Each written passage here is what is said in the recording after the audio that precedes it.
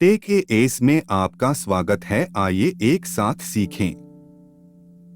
मार्च 2017 में space x के संस्थापक एलोन मस्क ने कहा कि क्योंकि नए फाल्कन हेवी वाहन का प्रक्षेपण जोखिम भरा था, यह सबसे अजीब चीज जिसकी हम कल्पना कर सकते हैं ले जाएगा। जून 2017 में उनके एक ट्विटर फॉलोअर ने सुझाव दिया कि मूर्खतापूर्ण चीज एक टेस्ला मॉडल एस है, जिसके लिए मस्क ने जवाब दिया, सुझावों का स्वागत है। दिसंबर 2017 में उन्होंने घोषणा की कि पेलोड उनका व्यक्तिगत मिडनाइट चेरी टेस्ला रोडस्टर होगा। परीक्षण उड़ान के उद्देश्यों में से एक यह प्रदर्शित करना था कि नया रॉकेट मंगल ग्रह की कक्षा तक पेलोड ले जा सकता है। नासा ने जो भी पेलोड वे चाहते थे उसे ले जाने के लिए स्पेसएक्स के प्रस्ताव को अस्वीकार कर दिया था और रोडस्टर एक बैकअप विकल्प था। रोडस्टर पहला मानक सड़क योग्य वाहन है जिसे अंतरिक्ष में भेजा गया है, कई विशेष उद्देश्य चंद्र और मंगल रोवर्स के बाद। पेलोड एडॉप्टर के ऊपर झुकी हुई स्थिति में कार को स्थायी रूप से रॉकेट पर लगाया गया था। ट्यूबलर संरचनाओं को फ्रंट और साइड कैमरों को माउंट करने के लिए जोड़ा गया था। पेलोड एनकैप्सुलेशन से पहले कार की तस्वीरें जारी की गयीं। ड्राइवर की सीट पर स्टरमन स्थित है, जो स्पेसएक्स प्रेशर स्पेस सूट में एक पूर्ण पैमाने पर मानव पुतला है। इसे दाहिने हाथ से स्टीयरिंग व्हील पर और बाईं कोहनी को खुली परियोजना पर काम करने वाले कर्मचारियों के नाम वाली एक पट्टिका कार के नीचे रखी गई है और वाहन के सर्किट बोर्ड पर एक संदेश मनुष्यों द्वारा पृथ्वी पर निर्मित पड़ता है। कार में 5D ऑप्टिकल डिस्क पर आइजैक असिमोव की फाउंडेशन ट्रिलॉजी की एक प्रति भी है, जो उच्च घनत्व वाले लंबे समय तक चलने वाले डेटा स्टोरेज के लिए अवधारणा का प्रमाण है, जिसे आर्क मिशन फाउंडेशन द्वारा मस्क को दान किया गया है।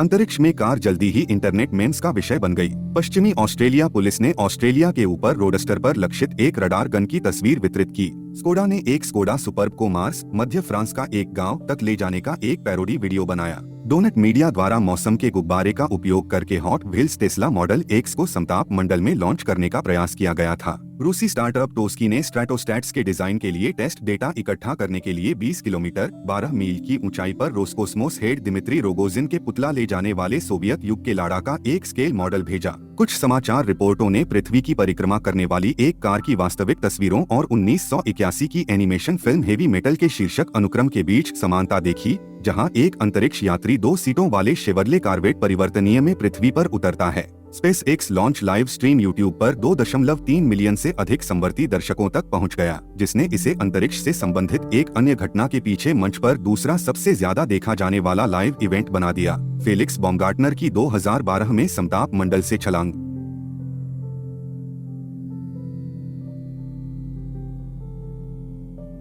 डमी पेलोड के रूप में रोडस्टर की पसंद को टेस्ला के लिए विपणन के रूप में या कला के काम के रूप में व्याख्या की गई थी, अन्यथा बाज सौर प्रणाली निकायों के संदूषण के जोखिम के बारे में कुछ चिंता के साथ। कुछ ने यह भी टिप्पणी की कि कैसे रोडस्टर अंतरिक्ष मलबे का जोखिम नहीं था। द वर्ज ने रोडस्टर की तुलना कला के रेडीमेड काम से की, जैसे कि मार्सेल डुचैम्प का 1917 का टुकड़ा फाउंटेन एक असामान्य स्थिति, संदर्भ और अभिविन्यास में एक रोजमर्रा की वस्तु को रखकर बनाया गया। ऑस्ट्रेलिया में फ्लिंडर्स यूनिवर्सिटी में पुरातत्व और अंतरिक्ष अध्ययन के एक व्याख्याता एलिस गोरमन ने कहा कि रोडस्टर का प्राथमिक उद्देश्य प्रतीकात्मक संचार है कि लाल स्पोर्ट्स कार मर्दानगी, शक्ति, धन और गति का प्रतीक है, लेकिन यह भी कि मर्दानगी कितनी नाजुक है। प्रतीकों के मानव विज्ञान सिद्धांतों पर आकर्षित वह तर्क देती है कि कार मरने के खिलाफ एक कवच भी है, एक ताबीज जो मृत्यु दर के गहरे भय को दूर करता है। गोरमन ने लिखा है कि स्पेस सूट मौत के बारे में भी है। स्ट्रोमैन कभी जीवित नहीं था, लेकिन अब वह भूतिया स्थान है।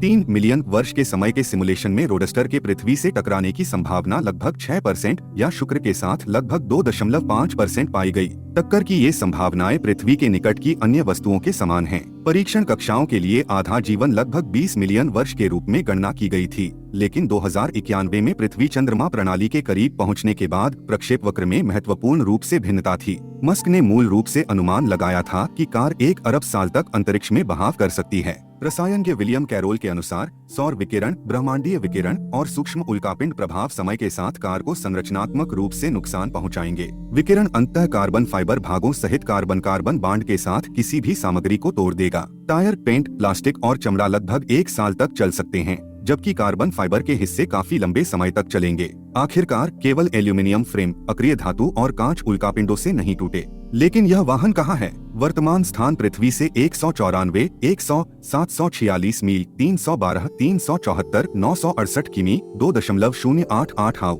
17.37 प्रकाश मिनट है।